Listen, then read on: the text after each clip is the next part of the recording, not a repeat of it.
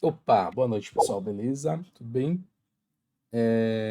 Então, nós vamos aqui apresentar nosso projeto, né, do último tech que falta aí do curso. Então, a gente criou uma aplicação em .NET usando o ASP.NET API, né, Web API, a versão 6.0, que a gente tem usado nos projetos. A gente reduziu um pouquinho só o escopo no sentido da organização da aplicação.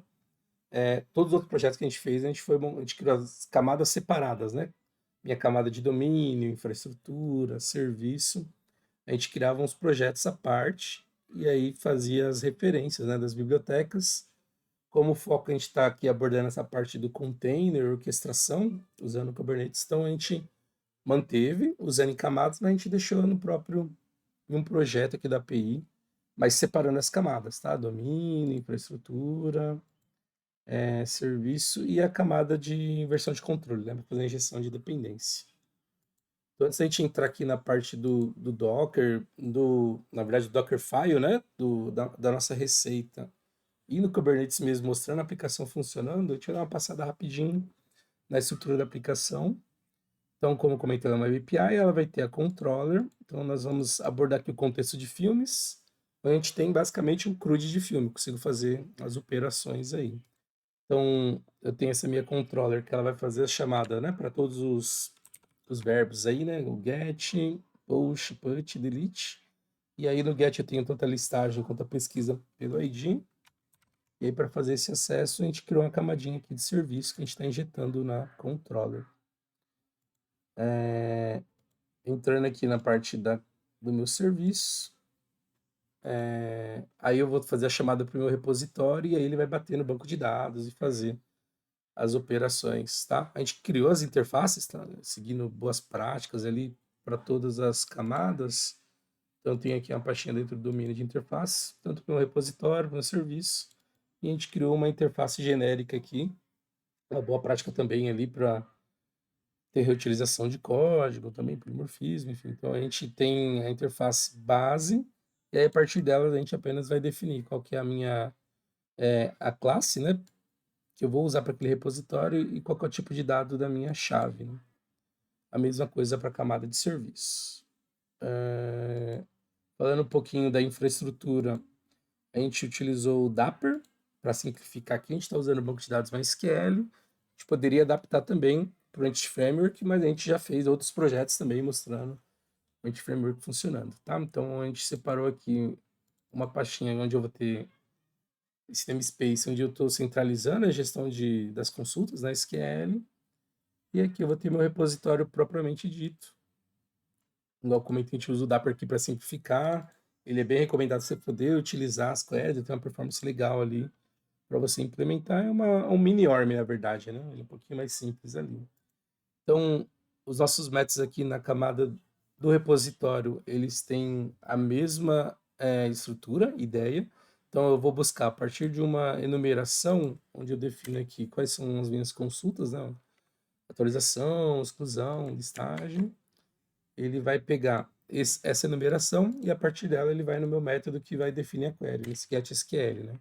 Então, para cada tipo dele, ele vai pegar para mim a minha consulta e aí ele onde eu vou ter parâmetros, né, onde eu tenho que passar, por exemplo, o ID, onde eu tenho o cadastro que eu vou ter todos os campos, a gente criou um método interno aqui só para poder fazer essa configuração dos parâmetros. Então ele recebe a entidade e a partir do tipo da consulta ele vai pegar a minha query SQL e ele ajusta os parâmetros setando os campos certinho, né? E aí ele consegue montar a query dinamicamente aqui para todos os meus cenários. Beleza. Aí a partir disso a gente também usou aqui essa DB Connection genérica aqui para poder a gente injeta no repositório e a partir dela a gente usa o Dapper para poder fazer execução.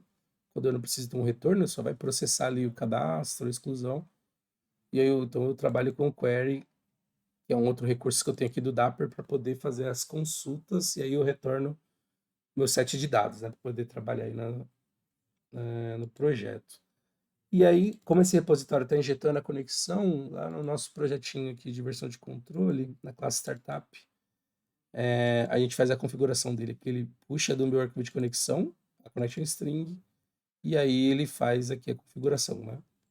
Para poder acessar aqui a minha connection string, que está aqui no app settings da aplicação, né? Certinho. Beleza.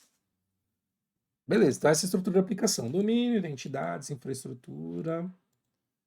Mas o principal aqui agora, a gente vai falar do Dockerfile, né? Que é onde está aqui, é o foco do nosso projeto. Então a aplicação foi desenvolvida usando a API e aí a gente está usando o Dockerfile. Esse aqui a gente criou, a gente adaptou ele, né? A partir do gera no padrão da aplicação.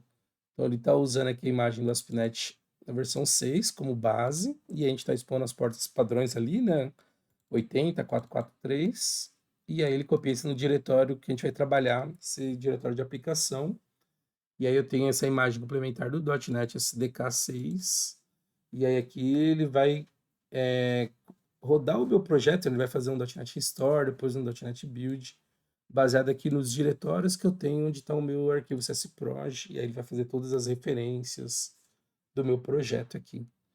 Depois ele faz um publish, passando os parâmetros de release para poder configurar toda a publicação. E aí no final eu vou ter a minha imagem com todos esses recursos que vão carregar as dependências e a implementação do meu projeto, né? Tudo que eu preciso para poder subir um container a partir, a gente chama de receita, né? Desse Dockerfile. E aí ele tem esse entry point para definir, né? Que ele vai rodar a partir do .NET e ele tem essa DLL base aqui, que é o configuro meu projeto. Então, o Dockerfile do ASP.NET da aplicação web é isso, tá?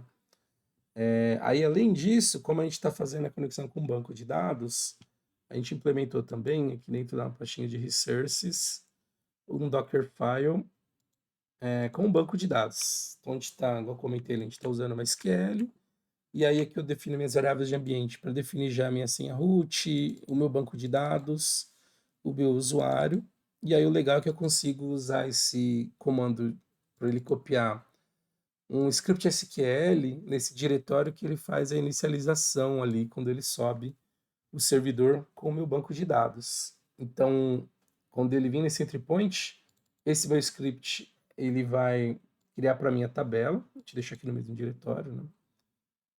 Então ele monta para mim a tabela e aí ele faz alguns inserts iniciais também, tá? Beleza. Então ele carregou, tá aqui bonitinho e aí tem todos os meus scripts SQL. Beleza. Então, voltando aqui no Dockerfile, então ele vai ter, ele expõe também a porta, né, padrão 3306. E aí a partir da configuração que a gente fizer do lado do Kubernetes, a gente consegue usar essa porta aqui para poder usar na aplicação. Então de receita são essas duas. E a gente entra aqui nessa pastinha, a gente tem um modelo também, né, uma versão aqui para o SQL Server, tá? Muda a imagem, né, que eu vou usar, mas aí tem a mesma ideia. Eu consigo usar script também na hora de inicializar, mas o que a gente está usando do projeto aqui é o do MySQL. E aí a gente criou aqui os arquivos YAMLs para poder fazer toda a configuração e poder subir o projeto usando o Kubernetes, né? Consegue usar os comandinhos do Docker lá, usando o Docker Run também para poder implementar. Mas a gente vai fazendo Kubernetes e também tem a opção com Docker Compose. A gente até deixou implementado aqui uma receita, um modelinho, mas nosso foco está na parte do YAML, tá? Importante, a partir do Dockerfile, quando eu vou fazer a minha configuração aqui do meu, que a gente chama de pod, tem aqui no Kubernetes, eu preciso ter a imagem publicada, né? Então, eu defino aqui, tanto na minha API quanto no meu banco de dados, a minha imagem do container, minha imagem Docker, e ela precisa ter sido criada previamente, né? Então, só demonstrando aqui, a gente estava fazendo alguns testes, a gente implementou, então se eu der um Docker images aqui, ele vai listar, vai ter elas aqui, ó, na minha API, a gente chamou de Tech API, a gente está usando latest, última versão, e a parte do banco de dados também, o Tech SQL DB, tá como latest, então eu tenho essa imagem criada, tá? E aí a gente referencia ela, agora vamos com calma, vamos por partes aqui, passar por toda a implementação do arquivo, começando pela API, né? Então, a gente criou esse arquivinho config API. Eu posso usar tanto a extensão YAML com A, então YML e YAML também, ele entende da mesma forma. A gente está definindo aqui, então, que é do tipo de deploy. Aqui a gente está dando nome para ele, gestão da API. E aqui a gente está configurando a parte de réplica, né? Então eu consigo ali no Kubernetes definir um cluster, né? Ter vários pods. Então o pod é a menor unidade de informação que eu tenho ali falando de Kubernetes e dentro de um pod eu posso ter um ou mais containers, tá? Então a gente está optando aqui, tem uma réplica e a gente define aqui também a configuração aqui do meu container, né? Qual que é a minha imagem, qual que é a porta, né? No caso aqui a porta 80. Consigo definir variáveis de ambiente também. E aqui embaixo eu vou ter minha service.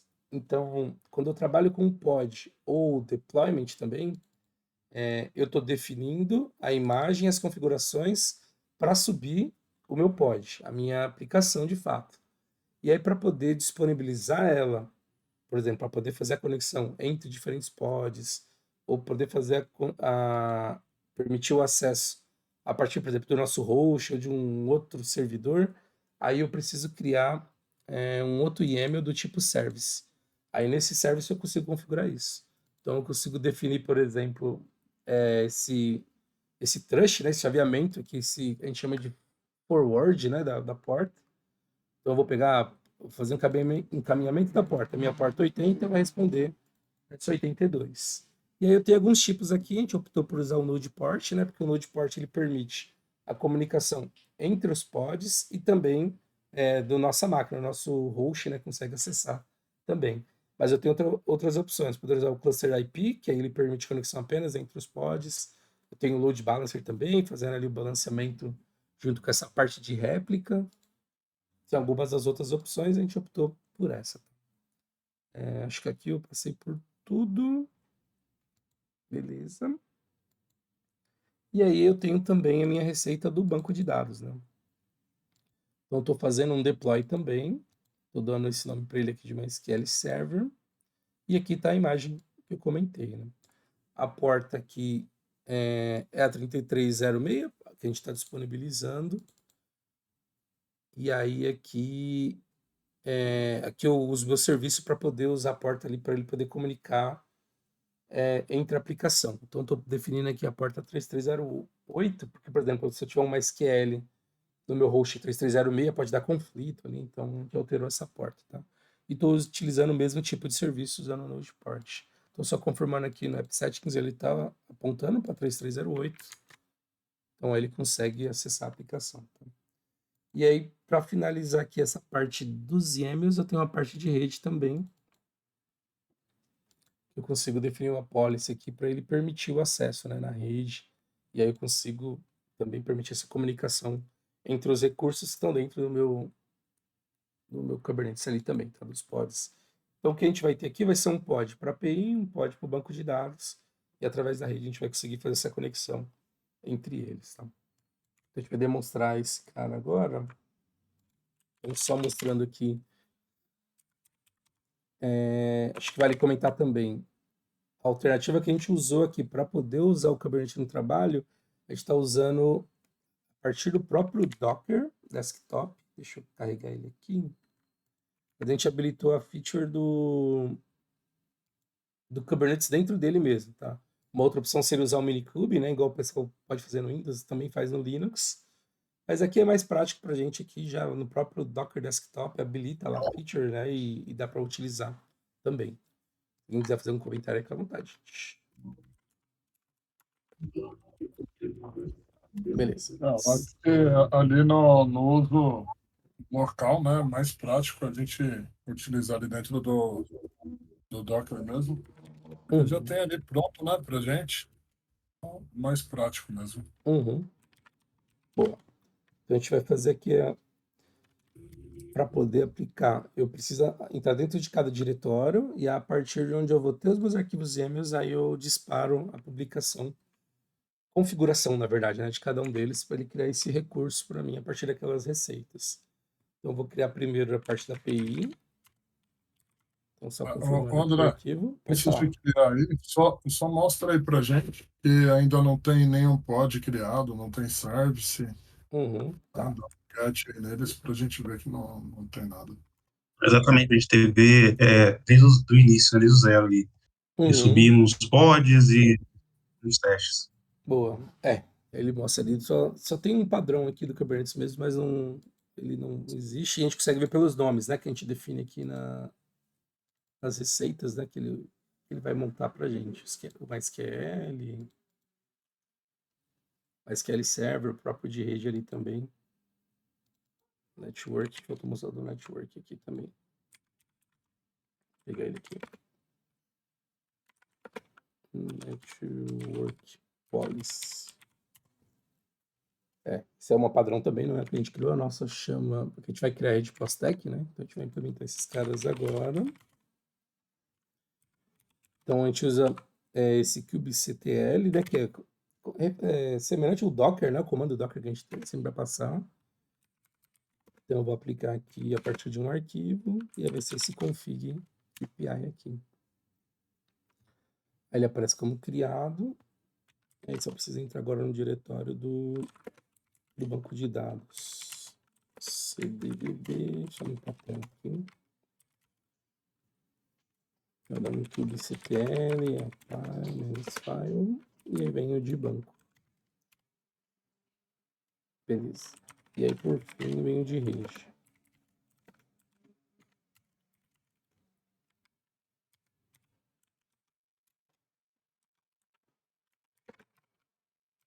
Apply, network.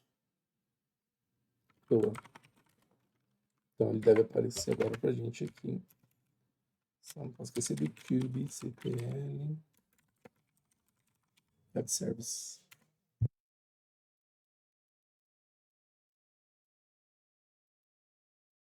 Aí Boa. tu dá um get aí nos pods também, Uhum. depois em network. Ele tá mostrando pra gente. Aí ele disponibiliza esse IP. Esse IP ele funciona interno, né? Entre os pods. Mas como a gente definiu o node port lá na receita, o tipo, deixa eu só pegar um deles só para exemplificar. Esse node port, ele cria para a gente também uma porta para acesso externo, né? Então, no caso do host. Então, ele coloca aqui essa porta. Tanto a 8082 quanto a 3308, entre aplicações que conseguem conversar entre os pods. E essa porta aqui a gente consegue acessar externamente. Né? Está também a parte da rede. Get Network Policy. Aí ele criou essa rede Postec aqui também, tá? Boa. Vamos ficar só com um de serviço agora. Pra gente testar os acessos. Então nessa 32207 a gente consegue acessar a aplicação 3207. Não, isso não, né? Já esqueci. É 32207. Tá. É só testar.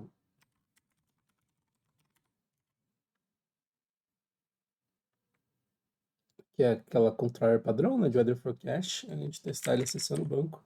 Nossa API filme.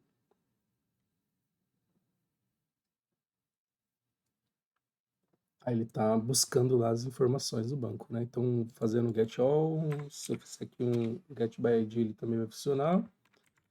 E aí a gente consegue fazer mais testes no Postman agora, né? Só que antes da gente ir lá no Postman, deixa eu só voltar aqui. A gente consegue acessar também uma SQL, né? Esse banco, então ele não está criado local, ele está criado no meu pod, dentro do Kubernetes, e aí eu consigo acessar com essa porta 32396, né? Vou tentar conectar nela aqui. Só fechar esses caras, que isso aqui é um teste antigo.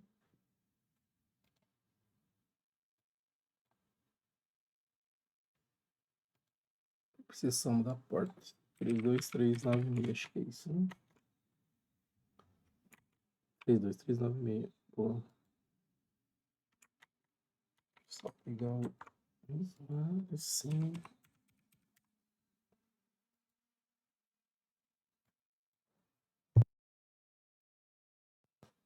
Então ele conseguiu conectar.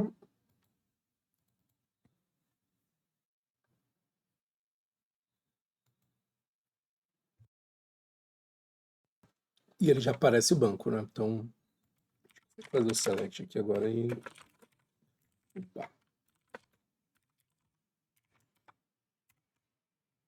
E aí ele retorna pra gente certinho os filmes. Boa. Agora vamos pro Postman, que a gente consegue demonstrar aqui, né? Todas as operações funcionando. Só temos que pegar aqui a porta 32207.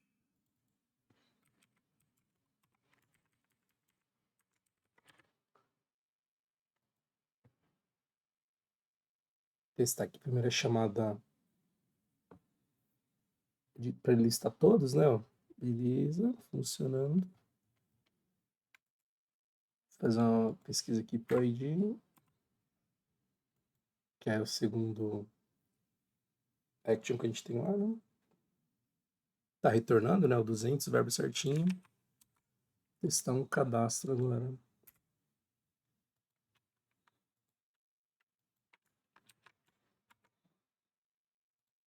Sei lá, tirar só o ID aqui que não precisa.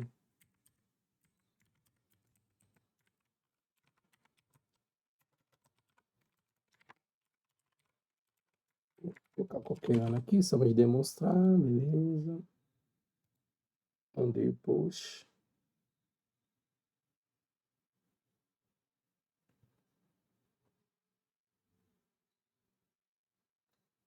$200, beleza. Se eu listar aqui de novo.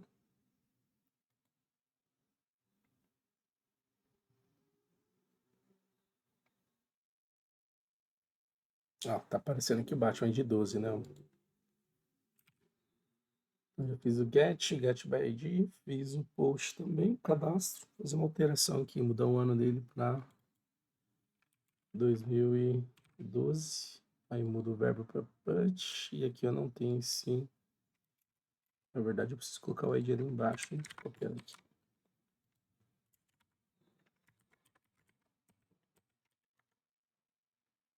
Boa. Totalizando o ano, 2008 para 2012. E aí, se eu fizer a pesquisa novamente, vamos ver se ele alterou.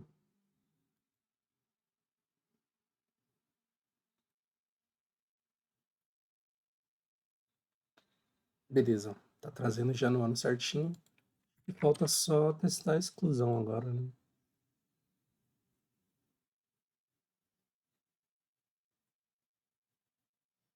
Excluir esse 12 mesmo. Vou fazer o delete. Essa no ID 12.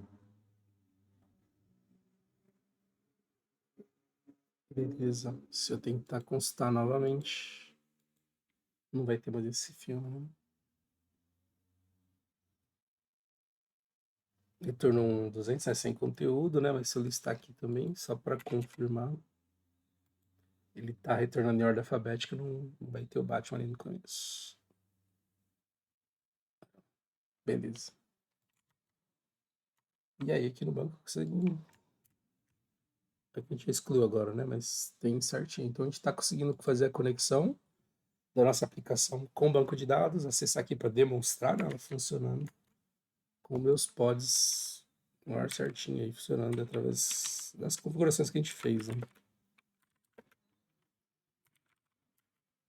Que mais? A porta, essa porta que ele gera, ele tem um range lá específico de 30 mil até 30 e alguma coisa, né? Então, esse aqui ele gera aleatório pra gente, então só na hora de demonstrar a gente utiliza essa certinho. Daria pra gente setar também usando o atributo de node port aqui, mas eu tenho que respeitar esse range, tá? Do 30 mil, na hora de definir essa porta. No mais, acho que é isso, né? A gente passou pela aplicação, passamos pelas receitas do Dockerfile, pelas receitas do YAML também, que fez as configurações para poder fazer o acesso. A gente demonstrou, né, os recursos aqui no ar, né, funcionando, e a aplicação. E também a gente conseguiu fazer o acesso no banco, né, utilizando essa porta aqui do Node, tanto da API quanto do banco de dados, testamos aí no Potion também, navegador funcionando também, belezinha, certinho. Acredito que seja isso, né, certo? Alguém tem mais algum ponto aí? Você podia mostrar também o Docker Desktop rodando aí, né? Você habilitou aquela feature do Kubernetes. Você fala mostrar. A gente Eu foca aqui tá tô no Kubernetes, né? Mas a gente poderia mostrar no Docker tava também. mesmo Oi? executando aí. Oi? Pode falar. Te cortou aqui pra mim. Não foi mal. Tranquilo. Você falou que tinha habilitado o Docker Desktop para você mostrar também. Você habilitou a feature lá por dentro do próprio Docker Desktop, Ah, sim, não é tá. isso? Ó, a gente mostrou ele usando aqui o Kubernetes, né? Eu poderia utilizar no Docker mesmo, né? Usando, dá para fazer via comando. Vou pegar só os comandinhos aqui. Sem perder muito André, tempo. acho que o que o Bess ele tá falando aí. Do Compose, né? É, Eu vou mostrar ele também. É só para. não, o Não? Compose não. Lá no Docker, no Docker do Windows mesmo, a Ah, o desktop? aplicação.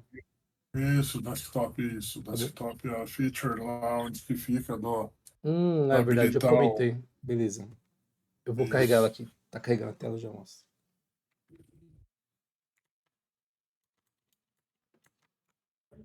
Se forem. Aí a gente precisaria especificar também no serviço que a gente tem um load balancer, né? Que aí ele faz o Uhum. balanceamento aí Isso. do, Se eu for dos aumentar a réplica, containers. né? Aí eu tenho o type aqui Isso, da minha service. Com o load balance, ele consegue distribuir a carga certinho. Boa. isso aí. Uma opção também. Então, só faltou aqui, eu tinha comentado, faltou mostrar, quando eu carrego aqui o meu Docker Desktop, eu tenho aqui em configurações, aí eu tenho essa guia aqui do Kubernetes, né? Esse aqui ele vem desabilitado, então eu preciso marcar, pedir para habilitar, faço um apply e aí ele pede para reiniciar a máquina, né? Reiniciando, ele já sobe inicializado e dá para trabalhar com o Kubernetes mesmo, tá? E aí, como eu sei que esse cara tá funcionando, ele consegui responder esses comandos do kubectl, né? Fazendo, por exemplo, um get service, get pods, aí eu sei que ele tá rodando certinho, né? Quando a gente roda o comando do kubectl aí, já está apontando direto para o Kubernetes, né? Quando a gente roda o Docker, o comando Docker, ele vai direto em cima do Docker, né? Então são Isso. os Uhum. distintos. É, acho que é isso aí. Então a gente tá conseguindo usar o orquestrador aí de container, de imagem certinho, usando o Docker como base ali na imagem, mas usando o serviço do Kubernetes. Acredito que seja isso. Muito obrigado aí pelo tempo. E é isso. Valeu.